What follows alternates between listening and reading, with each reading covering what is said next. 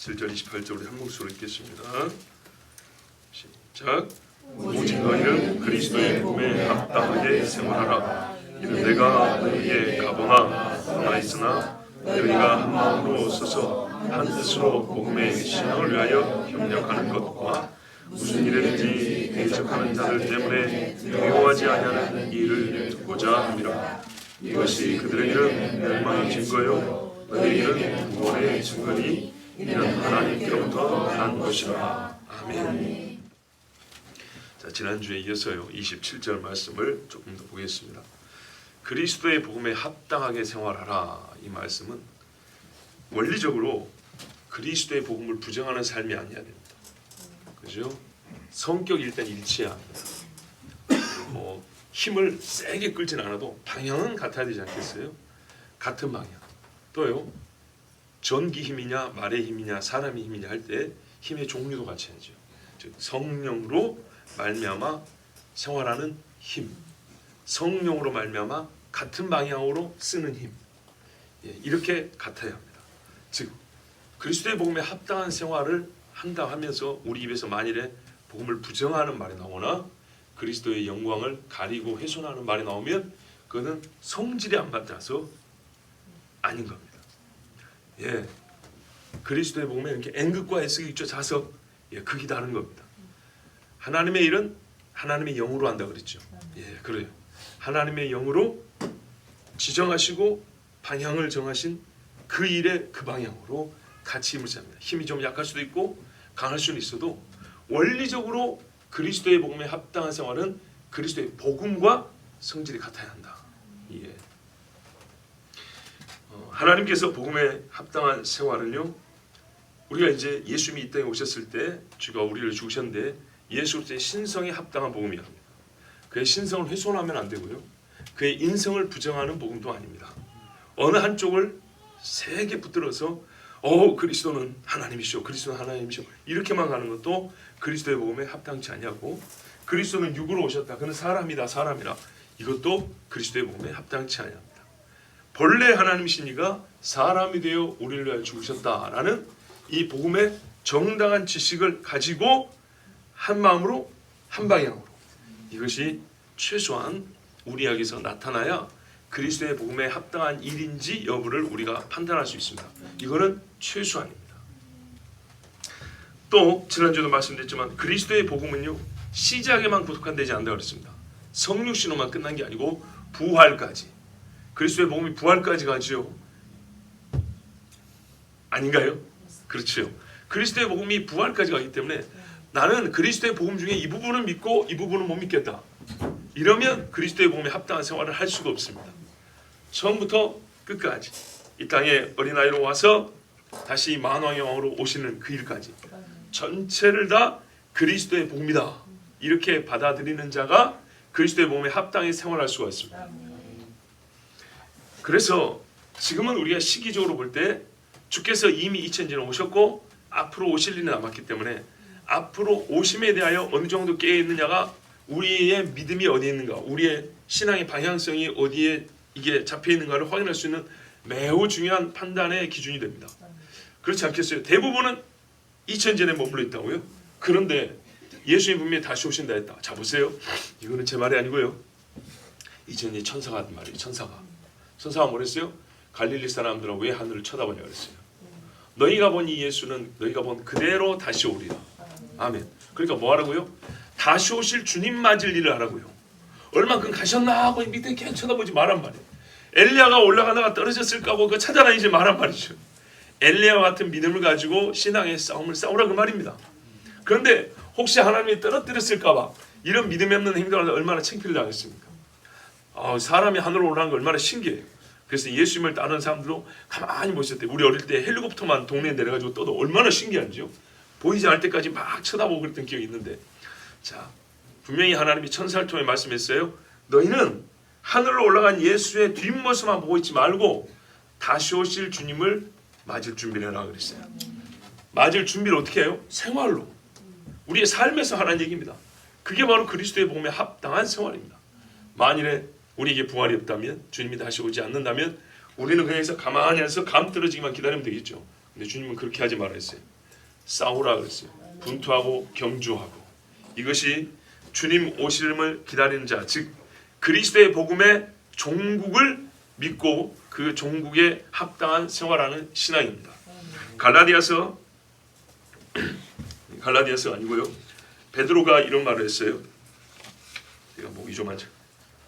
사랑하는 자들아, 거리민과 나그네와 같은 너희를 권하노니 영혼을 거슬러 싸우는 육체의 정욕을 제어하라. 너희가 이방주에서 행실을 선하게 가져 너희를 악행한다고 비방하는 자들로 하여금 너희 선한 일을 보고 오시는 날에, 주님이 오시는 날에 하나님께 영광을 돌리게 하려 함이라. 아멘. 너희가 예수만 잡고 지옥 안 가려면 육체의 정욕을 제어해야 돼. 여기서 멈추는 건 어린아이고요. 성숙한 신앙이 뭐냐면 우리가 육체의 정욕을 제어하면서 주님 오시는 날까지 신앙생활하면 주님이 오실 때 하나님이 영광을 받으신다고 그랬어요. 사람들이 주님께 영광을 돌린다 그랬어요. 이것이 우리 주님의 말씀입니다. 그러므로 주님이 오시는 날까지 생각하고 신앙생활 하는 거하고 전에 오셨다는 것을 딱 멈추는 거하고요, 일상생활의 윤리와 도덕도 큰 차이를 보입니다. 요한 사도도 이렇게 말했어요. 사랑하는 자들아, 우리가 지금은 하나님의 자녀라. 장래 어떻게 될지는 아직 나타나지 아니하였으나 그가 나타나시면, 이걸 믿는 거죠. 우리가 그와 같을 줄을 아는 것은 그의 참모습 그대로 볼 것이기 때문이니 주를 향하여 이 소망을 가진 자마다, 어떤 소망요? 그의 참모습을 볼 소망을 가진 자마다 그의 깨끗하심과 같이 자기를 깨끗하게 하느니라. 아멘. 우리가 여기 있는 동안에 주님을 맞을 준비를 한다는 것은 복음에 합당한 생활, 육체의 정욕을 제어하라는 말씀에 아주 강하게 이 강조점이 주어 있는 걸 알 수가 있습니다. 쉽게 무너져갑니다. 쉽게 우리가 육체의 정욕에 집니다. 그러므로 육체의 정욕을 제어하는 일에 힘써야 합니다. 이것은 복음에 합당한 생활입니다. 어린아이들만 그런가요? 아니죠. 나이 상관없습니다. 성별도 상관없습니다. 다 똑같습니다. 그러므로 자기 자신이 약하다 생각하는 부분에 하나님 붙들어 주십시오 라고 솔직하게 기도하는 게 제일 좋습니다. 그러면 하나님이 도와줄까요? 안 도와줄까요? 도와줍니다. 분명히 도와줍니다. 해보시면 합니다. 자, 마지막으로 오늘 보면 오직, 그래서 27절에 오직, 여기서 어떤 뉘앙스가 있는데요, 억지로라는 뉘앙스가 느껴지십니까? 아니면 기쁨과 자원함으로가 느껴집니까? 예, 다른 것은 없다라고 오직 이거밖에 없다고 말해도 받아들일 수 있는 사람입니다. 보기 2번 3번은 없습니까? 없어 라고 해도 이거 좀 부당한데요, 고를 수 있는 재미를 주셔야죠, 이런 말을 안 하는 겁니다. 오직 이거밖에 없다 했을 때 예 하고 받는 사람이 빌립보 교인입니다. 그래서 이 오직에서 보면 그리스도의 복음에 합당한 생활할 때 우리의 심성이 어찌해야 되냐? 기뻐해야 합니다. 즐거워야 합니다. 바울이 지금 빌립보 교인들한테 기뻐하라 기뻐하라고 했는데, 그리스도의 복음에 합당하게 생활하는데 이건 힘들죠. 그렇지만 그것이 못마땅하여 주님 앞에 인상을 쓰면 되겠습니까? 네 안색이 변했구나. 하나님이 가인에게 그랬다고요. 그렇죠? 또 라반도 야곱을 보고 안색이 전과 다르더라. 자, 하나님은요 다 보고 계십니다. 요거 지은 분은 하나님이십니다. 예, 그리스도의 복음에 합당한 생활은 마음이 기뻐야 합니다. 보세요, 소망을 가진 자마다 그랬어요. 소망이 우리의 감정 상태하고 이렇게 짝을 재보면 분노하고 격분하고 어울리는 말인가요? 아니죠. 소망은 기쁨과 즐거움과 어울리는 말입니다. 그래서 그리스도의 복음에 합당하게 생활할 때는 육을 치는 고통을 있지만, 내가 이 고통을 감수하면서 주님 말씀에 합당하게 생활하다니 기쁘도다, 이렇게 찬송할 수 있어야 합니다. 그리스도의 복음에 합당하는 생활이 무엇인지에 대하여 바울이 이제 27절 후반부부터 또 가르쳐 줍니다. 이 대답은 그리스도의 복음에 합당한 생활이 무엇인지 뿐만 아니라 그렇게 생활하는 목적과 의의이기도 합니다. 자, 이렇게 하면 그리스도의 복음에 합당하게 생활하는 거야 라는 방식, 그리고 이것을 위하여 우리는 그리스도의 복음에 합당하게 생활하는 거야 라는 목적과 의의. 네 그렇게 하는 의의가 어디 있어? 할 때 즉 명분이 어딨냐 이 말이죠. 그것까지 바울이 잘 가르쳐 있습니다. 27절 28절까지 자 보시면 27절 후반부에 야면 뭐라고 그랬죠? 너희가 이는 내가 너희에게 가보나 떠나 있으나 너희가 한 마음으로 서서 한 뜻으로 복음의 신앙을 위하여 협력하는 것 그랬습니다. 그리스도의 복음에 합당하게 세워나가는 것은 한 마음으로 누워있는 것이 아니고 한 마음으로 굳게 서서 신앙을 위하여 협력하는 것이라고 말씀합니다. 그리고 이것은 하나의 목적이기도 합니다. 혼자 신앙생활하는 거 아니거든요. 결코 아닙니다. 하나님께서 신자의 생활을 통하여 얻고자 하는 열매입니다. 서로 협력하여 합력하여 선을 이룬다고 로마서도 그랬죠. 바로 그것을 하나님이 보고 싶어합니다. 자, 이 사람이 그리스도의 복음에 합당하게 생활하고 저 사람이 그리스도의 복음에 합당하게 생활할 때 성질이 같다 그랬죠. 행위의 성질이 똑같은데 서로 원수질 수 있을까요? 안 되겠죠. 예, 모이게 돼 있어요. 모이게 되면 훨씬 더 하나님께 큰 영광을 돌릴 수 있는 겁니다. 바울 옆에 많은 동역자들이 있지 않습니까? 하나님하여 같은 마음을 품고 있으니까 모이고 이렇게 됐던 겁니다. 그리스도의 복음에 합당하게 생활한다면 27절 말씀대로 내가 가나 여기 있으나, 즉 바울이 함께 있어도 떨어져 있어도 믿음의 성장과 온전함을 위하여 협력하는 일 아무 차이가 없습니다. 성도 간에 바울이 있을 때는 조금 더 잘하고 바울이 없을 때는 서로 모른 척하고 이런 일이 없다는 겁니다. 그런 교회는 하나님이 원하시는 교회가 아니에요. 기분이 내킬 때는 하나님 앞에 또 나보고 한가 보다 그런 생각 하지 마세요. 어디 가나 다 있는 걸 지금 얘기하니까 큰 소리로 아멘하고 어느 교회나 다 있어요. 그죠? 우리가 살면서 한 번쯤 다 해봤어요. 다 해본 거예요. 그러니까 꼭 나라고 이렇게 생각하지 마세요. 제발. 예. 자, 기분 좋을 때는 찬송. 기분 안 좋을 때는 어떻게 해요? 교회도 안 가. 이런 일이 드문 일은 아니죠. 예. 거룩하신 하나님의 얼굴을 피하여 등을 보이는 일도 많고 어느 때는 마귀의 영에 사로잡혀서 창을 던지고 사울을 보세요. 어떤 때는 성령에 취하여 방언하는 일도 있고 사울도 예언했다는 거 아십니까? 그 예언이 무슨 소용이 있었습니까? 보세요. 과연 사울에게서 여러분 신앙을 본받을 게 있던가요? 없지요. 다윗하고 연합이 안 되잖아요. 요나단은요 연합이 되잖아요. 하나님 보시기에 원래 누구에게 먼저 짝을 지었어요? 다윗과 사울 아닙니까? 그런데 여기는 갈라지고 요나단과 다윗은 연합했어요. 요나단이 사실상 자기 목숨을 내놓고 다윗에게 왕위를 양보했어요. 하나님 보시기에 얼마나 아름답습니까? 오락가락 종잡을 수 없는 우리의 신앙, 감정, 또 주변인이 신뢰하기 어려운 매번 바뀌는 기준. 우리 게임할 때도 내가 유리할 때는 규칙이 이렇게 됐다가 내가 불릴 때 그게 아니었지 하고 또 바꾸는. 여러분 이게 신앙생활도 그대로 나타납니다. 하나님 앞에도 나타나요. 자기 이속과 체면에 따라 행하는 세속적 행위 습관, 여러분 이거는요 하나님이 원하시는 거 아니에요. 이렇게 가지고 어떻게 서서 함께 협력할 수 있겠습니까? 신앙이 서로 오갈 수가 있겠어요? 불가능하죠. 자, 여러분 이런 것들이 그리스도의 복음에 합당하지 않다는 것은 다 압니다. 왜냐? 그리스도께서 이런 일을 하신 적이 없거든요. 그래서 그리스도는 말과 삶으로 자기 복음을 다 우리에게 들려주고 보여줬어요. 그런데 예수님의 말이나 행실에서 아까 제가 몇 가지 예를 들어드린 이런 일을 본 적이 없어요. 우리가 들은 적이 없어요. 그러니까 그리스도의 복음에 합당하지 않은 겁니다. 그래서 합당하지 않은데 모이면 그리스도를 대제한 자로 모이는 것이고 합당하다면 그리스도의 제자로서 모이는 것이 되겠죠. 성경에 그런 예는 참 많습니다. 그리스도의 복음을 믿는다면 첫째 우리 안에서는 나는 죄인입니다가 시인됩니다. 항상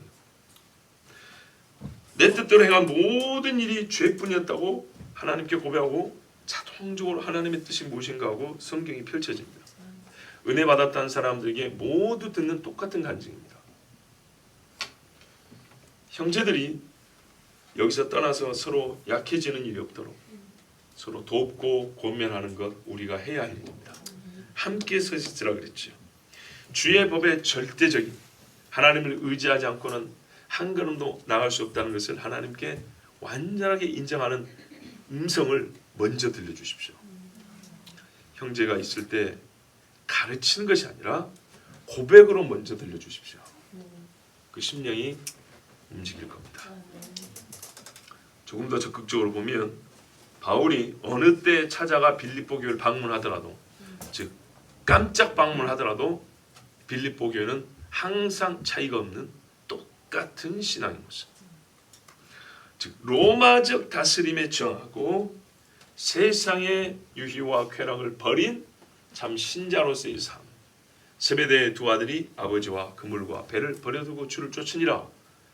그런 모습이 어느 때 봐도 여전한 것. 빌립보는 그랬어야 했고 바울은 그것을 믿는다 그랬습니다. 로마의 경제 논리를 수용치 아니하고 로마와 헬라의 문화를 거부하고 로마가 하나님의 법 아래에 있다는 것을 공포하는 자.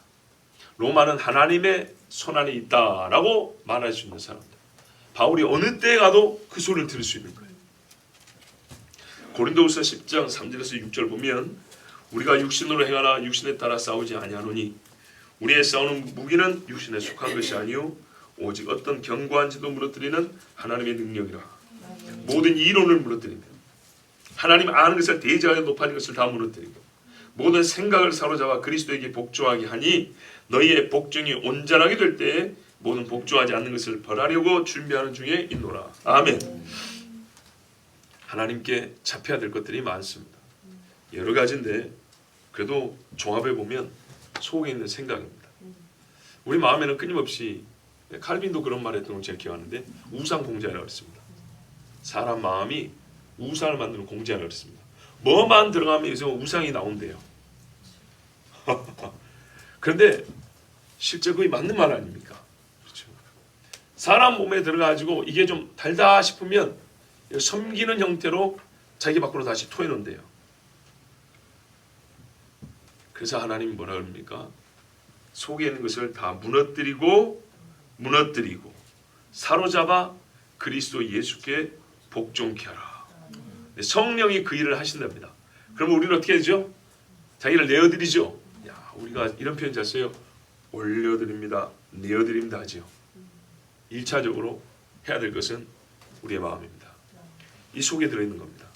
이거 바뀌면 사실상 다 바뀝니다. 그리스도의 복음에 합당한 생활을 하려는 사람은 마음과 생각이 누구에게 지배받고 있는지를 삶으로 보여줍니다. 반드시 나타나게 되어 있습니다. 나를 정복하신 자가 누구인지를 분명히 나타냅니다. 그리스도께서 세상 권세와 싸우신 것처럼 신자는 그리스도를 대적하는 세상의 생각과 사람들과 싸웁니다. 그런데요, 방식은 믿음의 방식입니다. 예수님이 하셨던 것처럼 그렇게 싸웁니다. 죽어야 할 때 죽고 침묵해야 할 때 침묵하고 가난하고 병든 사람을 위하여 기도하고 이렇게 예수님이 싸웠습니다. 또 한 가지 그리스도의 복음에 합당한 일을 하는 목적 28절에 보시면 어떤 일에서도 무슨 일에든지 대적하는 자들 때문에 두려워하지 아니하는 이 일을 듣고자 함이라. 대적하는 자들을 두려워하지 아니하. 그리스도의 복음에 합당하게 생활하면 대적하는 자를 두려워하지 않게도 되고 또한 두려워하지 않는 것이 그리스도의 복음에 합당한 생활입니다. 이거는 묘한 게요. 왜냐? 처음부터 두려워하지 않고 싸우는 사람은 거의 없거든요. 두려움으로 시작을 해요. 그런데 싸우는 중에 두려움이 없어집니다. 예, 그렇게 돼서 담대함이 생기면 그 담대함으로 또 싸웁니다. 싸움의 영역이 넓어집니다. 요한복음 16장 33절 다 아시죠? 이것을 내게 이르는 것은 너희로 내 안에서 평안을 누리게 하려 함이라. 세상에서는 너희가 환난을 당하나 담대하라. 내가 세상을 이겼노라. 아멘. 이 담대함은 어느 시대나 불문하고 그리스도인들의 가장 확실한 신앙의 표지입니다. 표라고요. 얼굴의 기쁨과 평안과 담대함이 같이 나타납니다. 항상 그렇습니다. 그리스도의 복음에 합당한 생활은 세상을 향한 담대함입니다. 믿음의 생활은 담대함에 굳셈을 더합니다. 보세요. 담대한 마음인데요. 이게 더 강해집니다. 갈수록 더 강해집니다. 여러분, 순교자도 초신자일 때가 있었어요. 세례받은 날이 있었어요. 복음을 거부했던 날이 있었어요. 처음부터 장수한 사람으로 교회 와서 하나님 앞에 예배드리는 사람 없습니다. 다 똑같습니다. 자라는 나뭇가지가 꺾였느냐 곱게 올라갔냐 이 차이입니다. 여러분, 나뭇가지는 언제 바로 잡아야 되죠? 가지가 꺾여 나가기 시작할 때 바로 잡아야 됩니다. 요만큼 가버리면요 안 됩니다. 갈라지기 시작할 때 방향을 원하는 방향으로 잡아줘야 됩니다. 그래야 그 방향으로 큽니다. 그래서 신앙생활 처음 시작할 때 하나님의 말씀대로 바로 잡아야 됩니다. 왜냐, 우리는 다 그렇습니다. 하나님 말씀 아까도 말했죠. 내가 쉽게 받는 게 있고 어렵게 받는 게 있고 즐거이 받는 게 있고 안 받는 게 있어요. 그럼 어떻게 하냐? 즐거이 받는 거는 제법 곱게 자라는데 안 즐겁게 받는 것은 삐딱하게 자라요. 근데 문제는요, 이 둘이 서로 찌른단 말이죠. 서로 간에 싸워요. 바람 불면 방향이 다르기 때문에 서로 휜단 말이죠. 참 어렵습니다. 그래서 처음 가지가 뻗어 나올 때 휘려고 할 때 바로 잡아주는 거. 우리 예수님이 농사 비유 참 말씀 많이 해주잖아요. 얼마나 쉽습니까? 참 쉬운 겁니다. 예수님 비유 중에 어려운 거 하나도 없어요. 기본 핵심 원리는 다 할 수 있어요. 그리고 깊은 것은 해석하여 들려주면 또 알 수가 있어요. 근데 우리가 가장 기본적인 것부터 듣는 연습이 필요하고 그것만 해도 신앙생활 사실 잘못되지 않습니다. 담대하라. 만약에 예수 믿을 때 우리가 살면서 담대하지 않고 두려움이 자꾸 많을 때는 말해줘야 합니다. 담대하십시오, 담대하십시오. 그게 말한다고 됩니까? 그렇죠. 그러니까 계속 말하는 겁니다. 뭐 어떻게 하리요? 자, 어찌 하리요? 입을 안 개는 아이한테 어떻게 말하리요? 입을 개어야 한다고 말하지. 입을 개기를 바라면서 신발 꼬불째 신지 마라 그렇게 말할까요? 아니죠. 여러분, 굉장히 쉬운 이야기 아닙니까?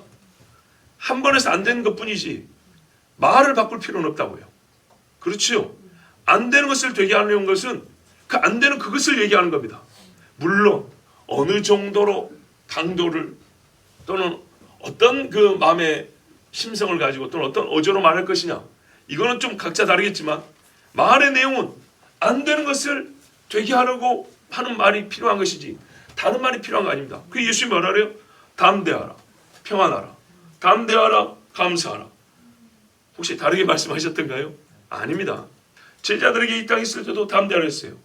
그리고 예수님이 부활하여 만나고 난 다음에 두려워하지 말라고 그랬어요. 항상 같은 말씀입니다. 신앙생활 여러분 단순합니다.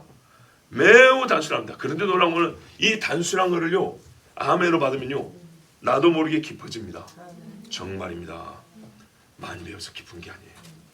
정말 신앙생활은 단순한 말씀에 아멘하고 순종한 사람이 삽질 한 번 더 하고 있어 깊이 판단하지 절대로 연구해서 신앙생활 깊어지지 않습니다. 절대로 안 됩니다.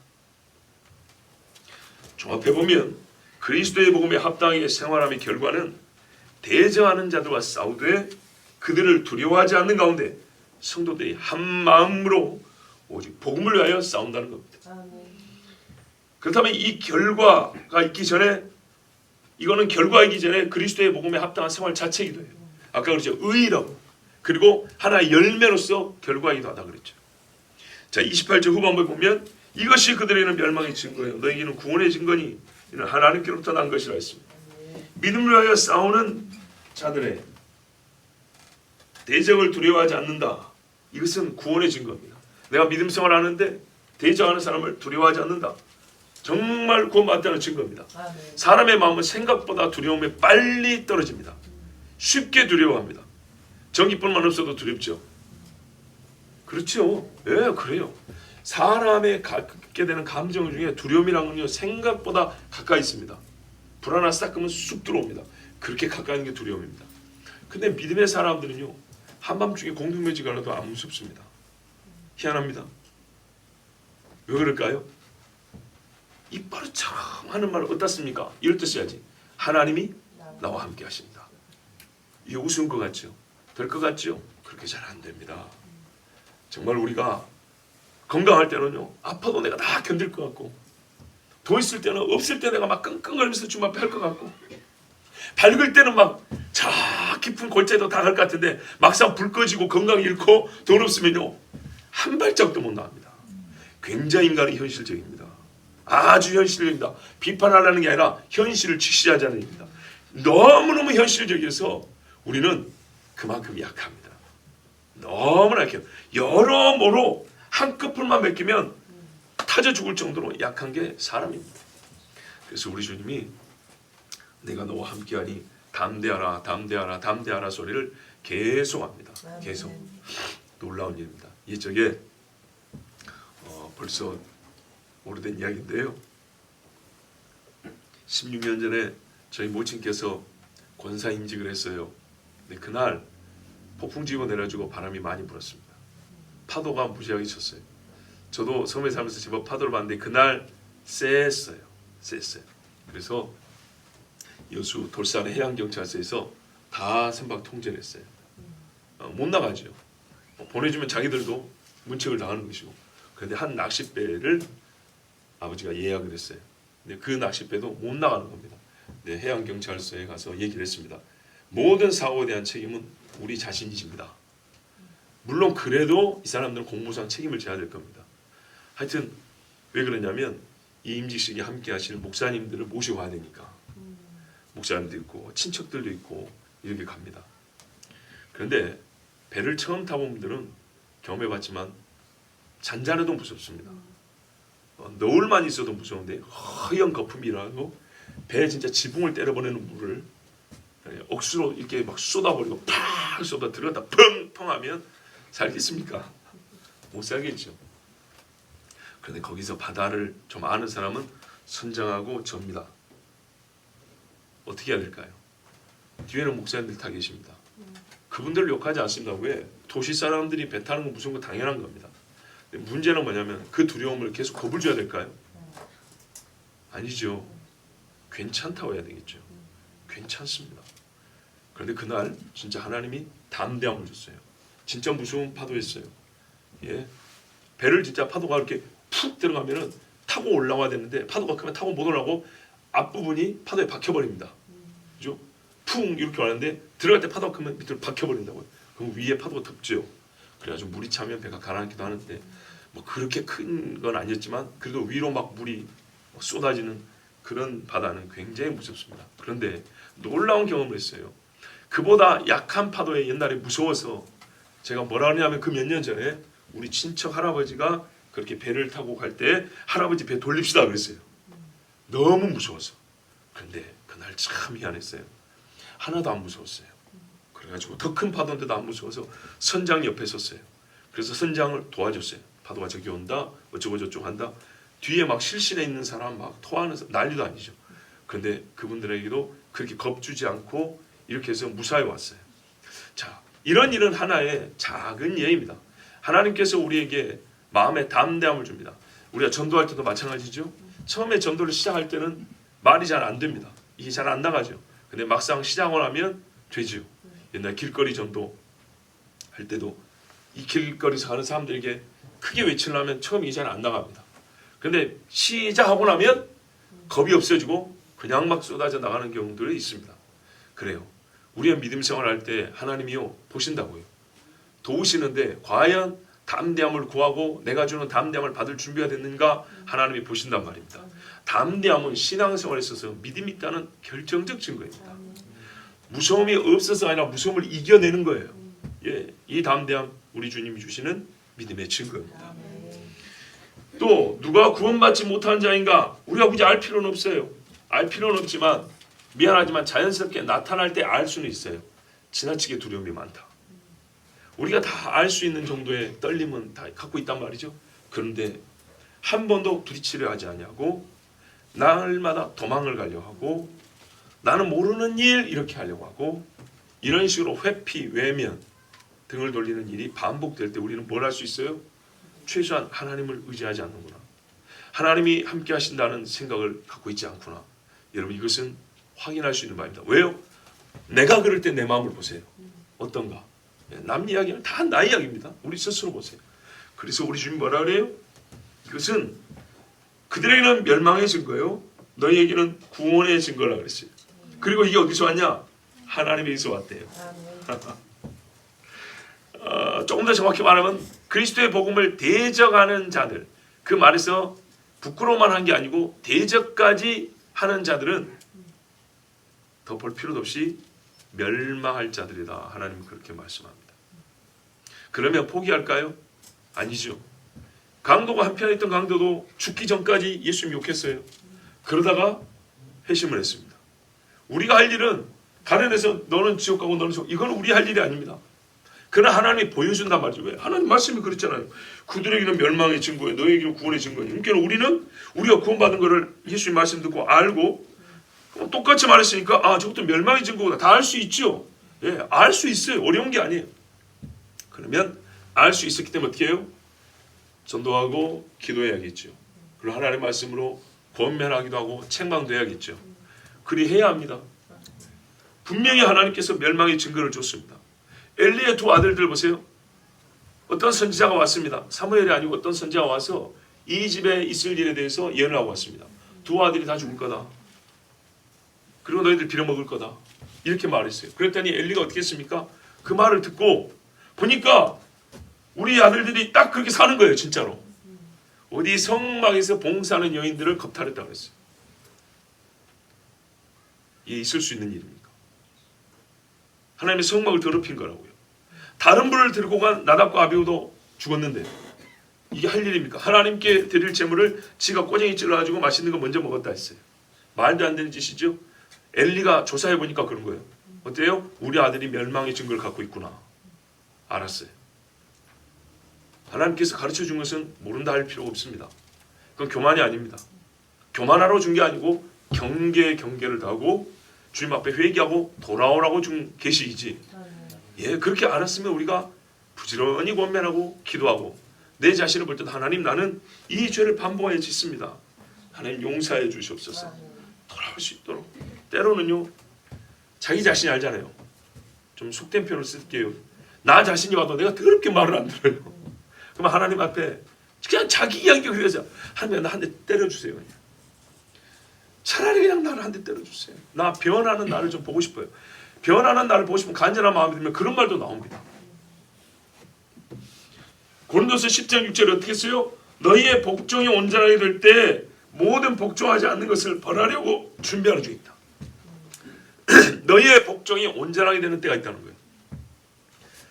그 어떤 이는 복종이 계속 자라고 쌓여가지고 하나님 보시기에 다 찼다 할 때가 있는데 어떤 이는 그렇게 만일 다 될 때까지 계속 불복종하는 사람이 있다는 거예요. 이 간격은 갈수록 커지겠죠? 그럼 어떻게 되죠? 본인은 자기에게 내려질 형벌을 스스로 쌓는 거라니까요.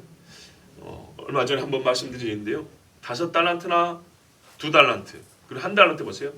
이 세 종이 따로 산 게 아닙니다. 한 마을에서 한 집에서 종으로 살았다고요. 그렇죠?